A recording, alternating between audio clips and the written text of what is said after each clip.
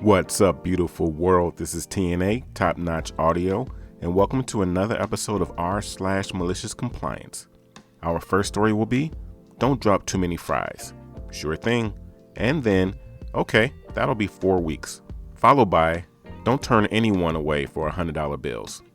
And finally, you need the exact reason I can't come to work today? Okay. If this is your first time listening, remember to hit that subscribe button on the bottom right-hand corner. If this is not your first time, welcome back. Enjoy the stories of r/Malicious Compliance. And this next r/Malicious Compliance story is posted by u/TheRealDeal6942. Don't drop too many fries? Sure thing. Apologies for any ugliness with formatting. I am on mobile. So right now, I am working in fast food at a certain place with square burgers making fries and nuggets. Now at said place, it was fine. My coworkers are great, really nice people. They cover me when I'm clean instead of putting me at the mercy of my managers. Speaking of the managers, they are almost all nice. Notice the almost. It will be important later. Since I am still in high school and I surprisingly have a life, I'm shocked also. I can only work Saturdays and Sundays, with Saturdays being 5 to 9 and Sundays being a mix between 7 to 3:30 and 8 to 4 respectively. Now, since my football season just ended and I am called in on a Friday, this is before I fully knew the worst manager there, let's call her Vanessa, so I do what I normally do.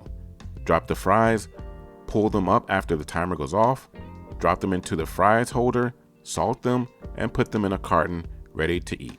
You are supposed to also use the drop timers, which is supposed to keep track of how long they are sitting there, and after a certain set time, you throw them away.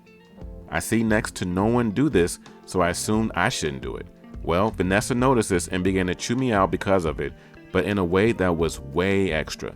Think talking like you caught your son having sex when he forgot to take out the trash. This got me a bit peed, but I had no choice but to use them. Now, the reason we don't use them is because it slows things down. You're supposed to drop more fries when the timer says so, but this isn't possible during a lunch or dinner rush without causing major overflow. No MC yet? Trust me, it's coming. Now, Vanessa tells me to switch out trash cans, so I let the guy on grill, we'll call him Chad, know to keep an eye on it and use the timer because Vanessa wanted me to. So I switched them out, and no later than 2 minutes after I'm done, she gets up in my face about not dropping it on the timer. I tried to explain to her why this wouldn't work, but she insisted on it. So I used the timers and slowed down production. The rush died down a bit and I still used the timers as I didn't want my head chewed yet again for a third time. Nonetheless, Vanessa found a way to scream at me. She told me to drop less fries, idiot. Now I politely told her that she was the one that told me to drop it on said timer. Now, what I said and how I said it didn't show the complete riot going in my head. I was saying to myself, B, you just said to drop more. She screams at me to do it anyway. Cue the MC. So the rush picks back up and I do not drop a single fry. I take box after box from each and every order until there was enough in there for one more large fry. That's when I drop the amount for another large fry right then. I also followed the left and right basket rule. No basket of fries from the right to go on the left, to really stick it to her. Manager tries to chew me out once again, but I informed her that I was just following her orders. She tries to flip the script, saying she never said that and she was going to write me up for it. Thankfully, Chad overheard the previous conversations and let her know that yes, she did say that. She tries to put Chad down, telling him to mind his business and threaten him a write-up. Seems like game over for us, right? Except it isn't. Our second savior, the other manager working at that point, let's call him Aaron, also overheard the conversation and also let her know that she said that. Now, she can't threaten a write-up on someone on the same level as herself, so what does she do? Excuses herself and him to the back, where a glorious shouting match had occurred. We all heard the yells and promptly pulled out our phones. We all see Vanessa storm up here, screams "F you all," and leaves out the front door in front of a crowd of full people. A 2020 crowd, as I like to call them, and put the pedal to the metal on her 2005 Honda Civic. And that was the past of Vanessa. After the fact, we got a new manager that was leagues better than Vanessa, and everything was in balance. And to add salt to her massive wound, I found her recently at another fast food chain where I said to her, "Don't drop too many fries, lady."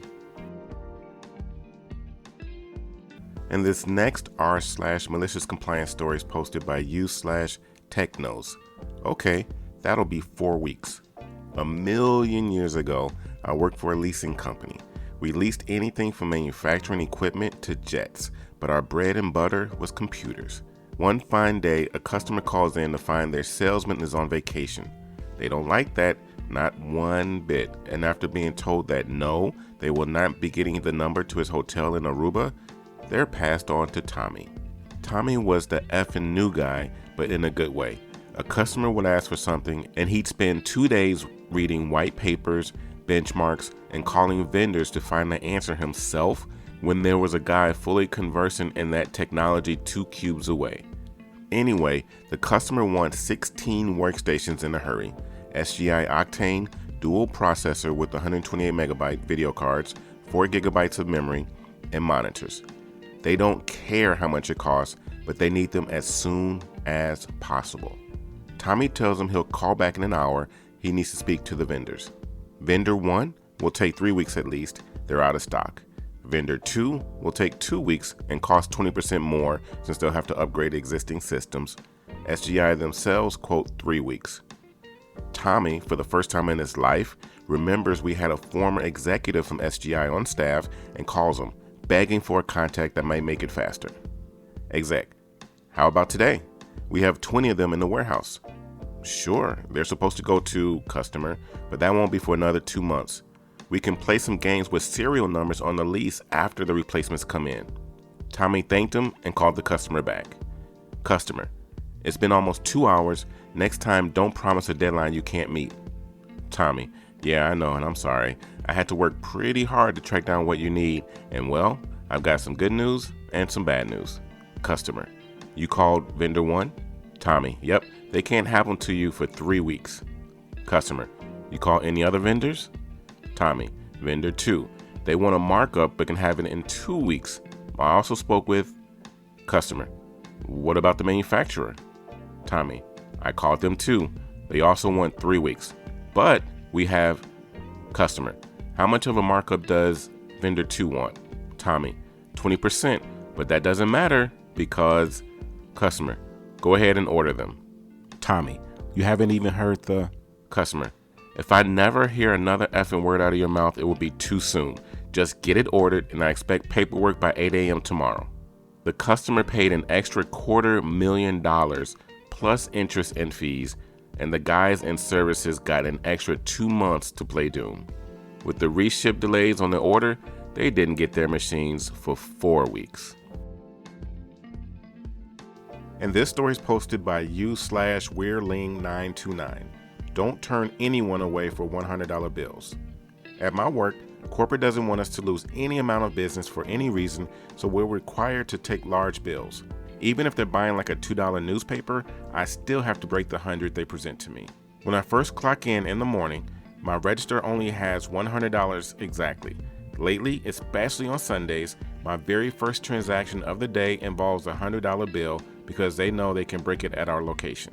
I could go get my boss and have them give me 20s so I can break the bill easier, but that's not fun. Keep in mind, I don't start my shift with 20s in my drawer. So I make the customer watch me pull out my 10s, then 5s, then 1s, then I start on the quarters. They can't say anything because I'm breaking their bill, and they can see that I don't have anything else in my drawer. They can only bite their tongues and glance at the growing line nervously. People stare. The customer sweats. The line grows. I hand over the pile of coins and $1 bills. Without fail, every time, they step to the side to count to make sure I was accurate. The next customer steps up. I cheerfully say, "Sorry, it'll be a few minutes before I can do any transactions. My drawer's out of money." The customer that wiped out my drawer looks ashamed. I walk into the back room with 100 and my supervisor stares at me. "You did it again, didn't you?" She opens her desk drawer and starts counting 10s and 5s to exchange for my 100. It's too much fun to watch them squirm, I admit. You bring me hundreds and I give public humiliation in return. She laughs and puts her head down on the desk. Please keep doing this. It's way too funny. I gather the money she's giving me and give her a thumbs up. She takes the 100, I head back up to the counter. The customer is still counting their ones, and the line is much longer now. Sorry about the wait, I say, putting away my money. I ran out of cash in my drawer. I watch the customer blush and squirm. I am fulfilled. And this story is posted by you/WanderingZia. You need the exact reason I can't come to work today? Okay. So I worked for a mid-sized regional transportation company years ago. It had ambitions of being much bigger than it was. And to that end, it started to attract a certain type of HR employee. That is to say, the type that wanted to be in control and try and deny anything such as time off for being ill, etc. Now, back then, I was the good employee, almost never called in sick, very rarely took a day off, and when I did, I would pick up an extra shift to help out. And for the first few years, I was there. If anyone was legitimately sick, the manager knew his people well enough he'd only make it an issue if it needed to be. Then came the new HR hire, which in short order took away the ability of the manager to make those sorts of calls. And it was replaced with you having to call and leave a voicemail for HR stating name, rank, serial number, best contact method, and the reason you could not show up at work that day. At first, people gave generic descriptions between not wanting to be overly graphic or gross someone out. But the kibosh was put to that, telling us we had to specifically lay out exactly why we couldn't work. Cue the MC. This HR rep had a reputation for not being able to handle anything that wasn't all prim and proper. So the next time I had to call in, it was bad. Like if the girl from The Exorcist ate Taco Bell first. But I followed the rules and explained how I was sick and couldn't come in that day because of I was having explosive diarrhea out both ends. And if they needed to call me, I'd try and answer, but hope they would be understanding if I didn't answer. And I called them right back. Upon my return to work, it was impressed upon me that what I had done was unnecessary, but they couldn't do anything as I was just doing exactly as they asked. Needless to say, we were never again pushed for a detailed reason as to why we were calling in sick. Oh man, those were 4 great stories. To hear the best stories of the week, click on the video in the top left-hand corner. To hear more Reddit stories all related to what you just heard, click on the video in the top right-hand corner.